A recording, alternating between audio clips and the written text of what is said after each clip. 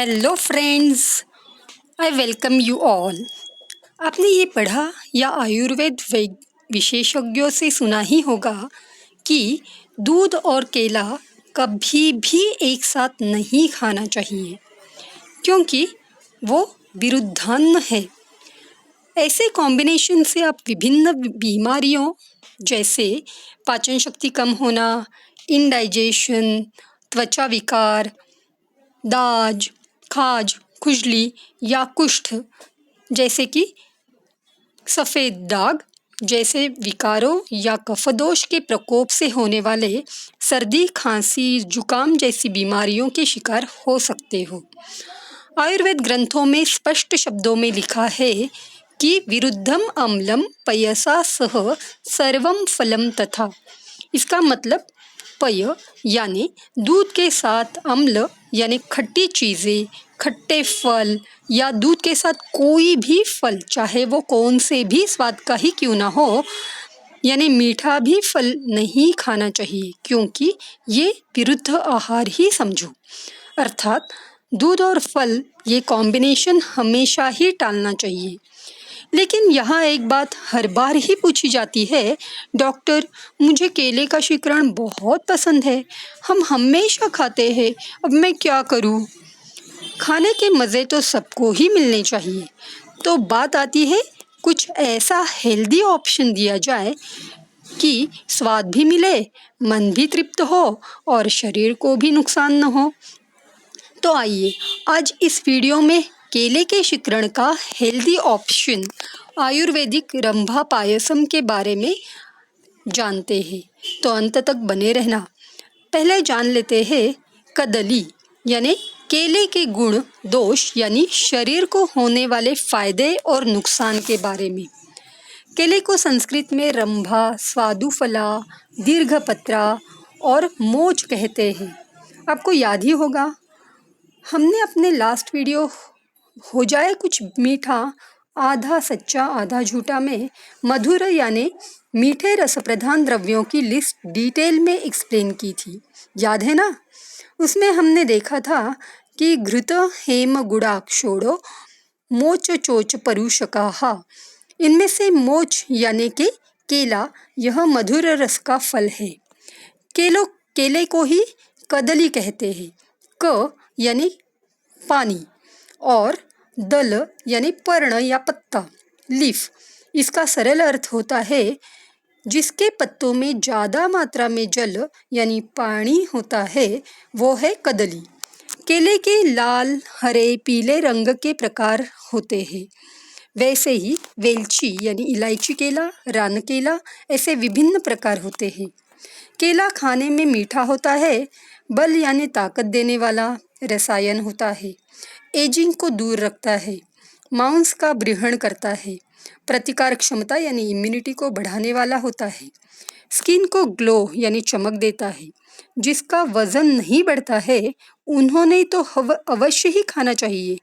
तो आइए जानते हैं केला और दूध का बनाया शिकरण जो आयुर्वेद में अपथ्यकर लिस्ट में है, उसका हेल्दी ऑप्शन। आयुर्वेदिक रंभा पायसम की कृति। रंभा पायसम मतलब रंभा यानी केला, पय का मतलब है दूध और पायसम मतलब इन दोनों को मिक्स करके यानी केला और दूध को मिक्स करके खीर जैसे जो व्यंजन बनेगा वो है पायसम। तो आप बोलोगे इसी को तो ही हम शिकरण कहते हैं। तो हाँ, ज़रा रुकिए, पूरा सुनिए तो सही। यहाँ पे जो दूध हम लेने वाले हैं वो गाय का या भैंस का दूध नहीं लेंगे। ऐसे दो विभिन्न योनियों का संयोग ही तो विरुद्धान्न कहा जाता है। क्या नहीं समझे? अरे बाबा, गाय या भैंस इनका दूध यानी प्राणीजन्य है और केला यह फल वनस्पतिजन्य है। तो प्राणी और वनस्पति जो पदार्थ साथ में खाना विरुद्धान्न कहा जाता है। इसलिए जो दूध हम यहाँ पे लेने वाले हैं वो है नारियल का दूध। तो आइए पहले जान लेते हैं नारियल का दूध कैसे बनाना है। तो एकदम सिंपल है। नारियल के पहले छोटे छोटे टुकड़े करके उसे मिक्सर में ग्राइंड करने का। उसमें ग्राइंड करते टाइम पानी बिल्कुल ऐड नहीं करना है। फिर उस पीसे हुए नारियल पेस्ट को अच्छे से निचोड़ के जो सफ़ेद द्रव निकलेगा वही है नारियल का दूध। Very simple. केले को बारीक बारीक कट करके इस दूध में ऐड करने का। उसी में नारियल के पानी जिसे हम आमरस कहते हैं वो ऐड करना है।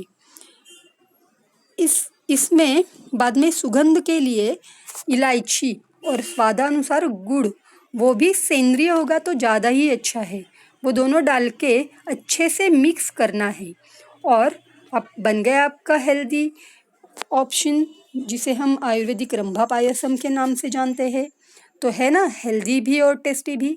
बालकों से लेके बुजुर्गों तक सबको पसंद आने वाला व्यंजन। लेकिन रुको, हम पहले ही जान चुके हैं कि किसे ये लाभकारी है और कौन कौन ये रंभा पायसम खा सकता है। लेकिन किसे ये बिल्कुल खाना नहीं है, यानी खाने में ये बिल्कुल वर्ज्य है, ये जानना उससे भी महत्वपूर्ण है। तो जो लोग अजीर्ण यानी इंडाइजेशन के शिकार होते हैं उन्होंने रंभा पायसम नहीं खाना है। जिनका अग्नि मंद है यानी जिनकी पाचन क्षमता कम है वो इसे ना खाए, क्योंकि ये पचने में बहुत ही भारी है। इसका सेवन डेली तो बिल्कुल ही ना करें। और एक महत्वपूर्ण बात, रात को तो बिल्कुल ही ना करें। जो लोग सर्दी, खांसी, जुकाम या सांस संबंधित तकलीफ़ों से परेशान हैं, यानी जिनको अस्थमा की शिकायत है, वो अस्थमा के रुग्ण, उन्होंने इसका सेवन कदापि नहीं करना है, क्योंकि ये कफदोष को बढ़ाता है।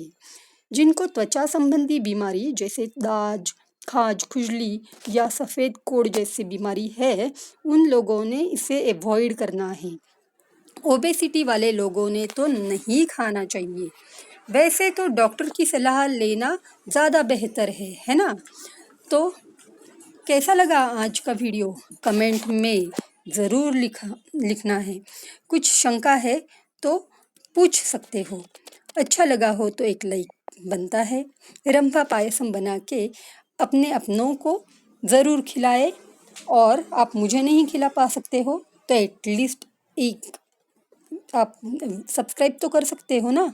और इसका डिटेल आप सबसे शेयर करना ना भूलें।